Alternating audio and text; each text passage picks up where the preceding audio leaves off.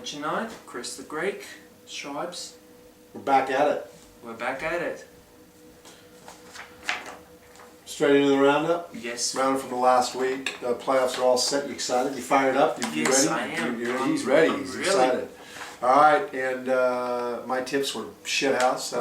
Northside played Cairns, final game, and effectively ended the cashed-up Capitals season by 84-58. Defeated Cairns, easily defeated Cairns. Stitched their season up and grabbed that last playoff spot in the women.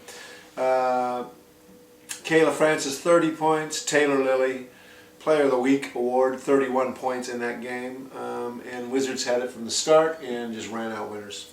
Well, you couldn't expect any much more. Northside had to win the games, and the fact that they lost to Toowoomba last week, it wasn't a true indication of their quality. Yeah, who knows what happened there. Anyway, Capitals, the cashed-up Capitals in a meaningless game, hosted the Rollers.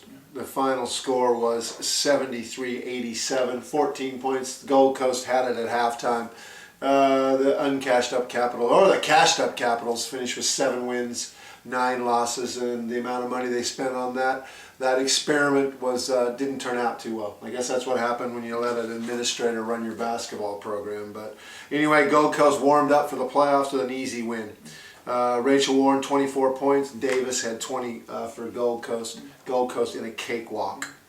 Up in Rockhampton, this game meant something. The winner hosts the final between the same two teams in Rockhampton. 72 defeated Mackay in Rockhampton, 59. So that sets up this weekend's playoff in the same two teams meeting in the same venue on the same night. 72-59. Dowdell, 18 for Rockhampton, and Allison had 19 for Mackay. It's a pretty close game. 8 points at halftime. Rocky led pretty much the whole way, held out to win by 13, and it just a rematch this weekend. Yeah. First round of the playoffs. Gladstone defeated Toowoomba 78-56. Gladstone just warming up for the playoffs. Easy win over Toowoomba, and they've secured the rights to host all the way through, going for their 4th consecutive playoff. They had done it like 2 weeks ago, so congratulations on them. They're on the way for winning a 4th consecutive championship. Yep, and in the battle for the wooden spoon. Yeah. I did pick this one, I think. That's about the only one I picked. Maroochydore defeated Southwest 84-68, giving the Southwest Pirates, I would believe, their first ever wooden spoon in the women's comp. I'm not 100% sure. I know the men have won it once, but I believe that's the first one in the women's. Been a long season for Southwest, but they did get that one victory. Very young team. They'll be much better next year. Same with Maroochydore. 2 young teams. Maroochydore scraped in their 2nd win at home, and Southwest not good enough to do it, finishing with the loss 84-68.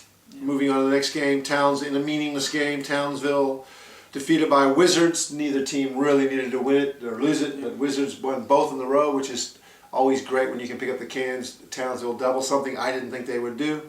They won. Lilly again, 25 points. Barnberger had 17 for Townsville in a meaningless game. In another game, meaningless game, Bundaberg, Toowoomba, 63-39 in Bundaberg.